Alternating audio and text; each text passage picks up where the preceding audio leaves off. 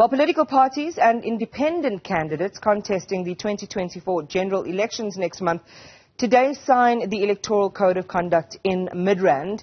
The code aims to promote conditions that are conducive to free and fair elections. It's also a pledge to create a climate of tolerance, free political campaigning, as well as open public debate. The code is effective from the day of the proclamation of an election until the announcement of election results. The Electoral Commission of South Africa will also conduct a public draw that determines the order of contesting parties on the various ballot papers. And Newzroom Afrika's Ziniko Mhlaba is tracking this one and joins me live from the Gallagher Convention Centre in Midrand. Ziniko, good morning. It's so lovely to kind of see that environment because it gives you a sense of the elections kind of being in the air. You know, we've had the announcement of the date, we've had all of those voter registration weekends. This is a key milestone on the election calendar, isn't it?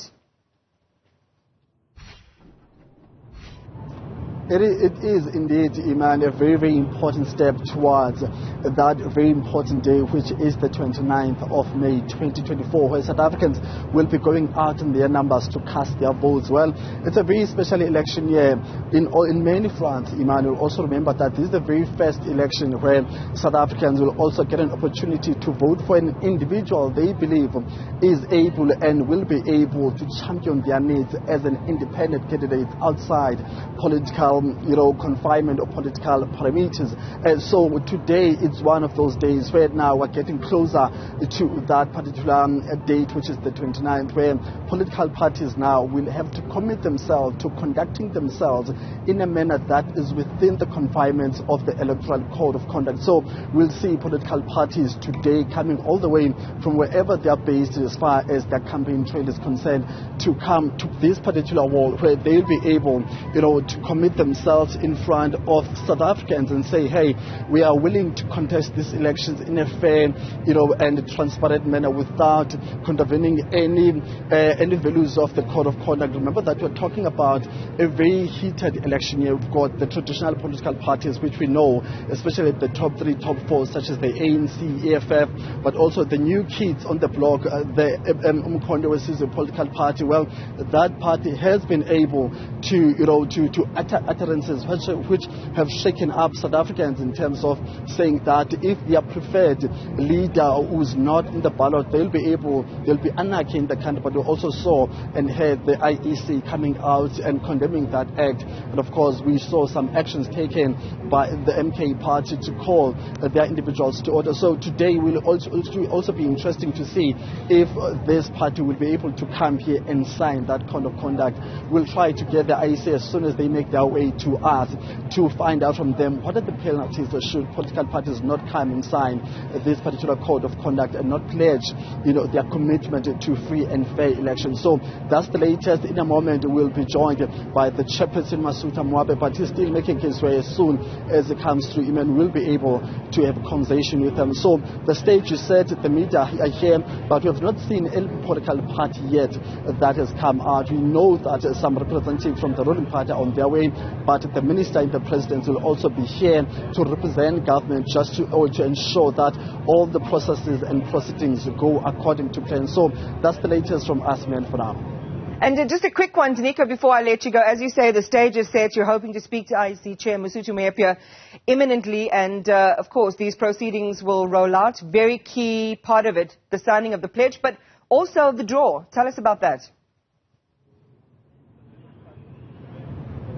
Well, it's also very important, Iman, because you remember that we are talking about a ballot that will have more than 20 parties on the ballot. So that draw is also very, very important, just as important as the signing of that pledge. So as soon as the representatives from the IEC are making their way to us, we'll talk to them and ask them the importance of that pledge as well. I'm just trying to make sense and just check if the IEC is making its way. It's not coming through yet, but we understand they were saying they were a minute away from us, so we're still waiting for them. So as soon as they make their way through, we'll be able to have that conversation. So Iman will just have to wait and see, but also engage with the IEC in terms of the penalties, the commitment, and what is it that can be done to political parties should they not show up, should they not sign, should they not be available for that draw as well.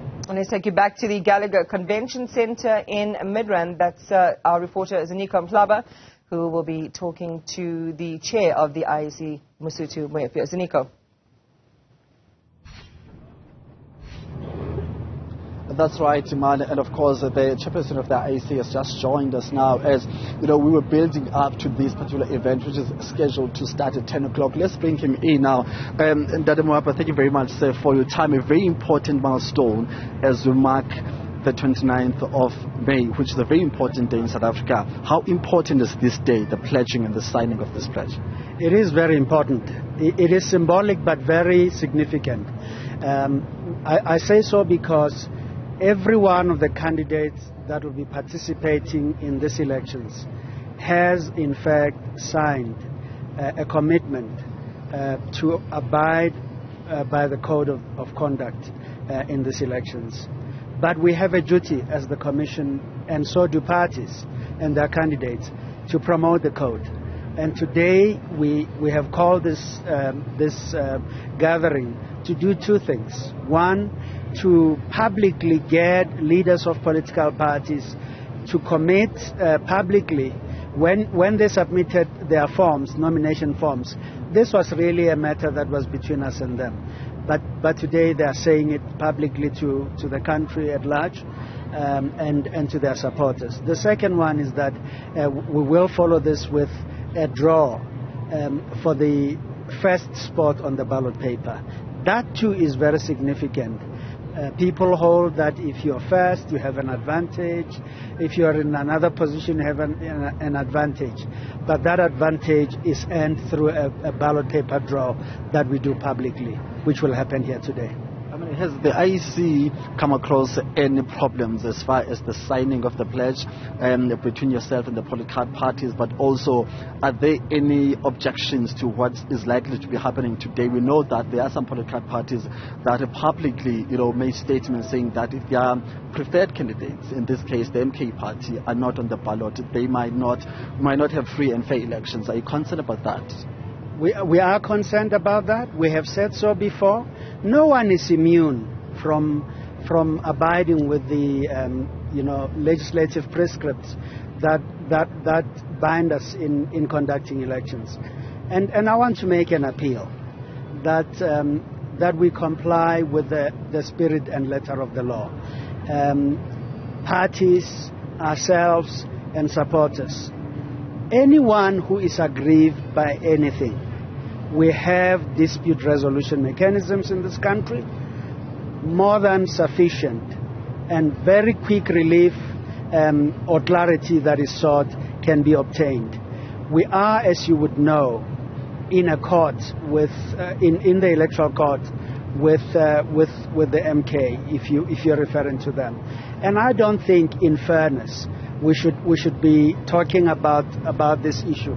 We must let the court deal with the issue.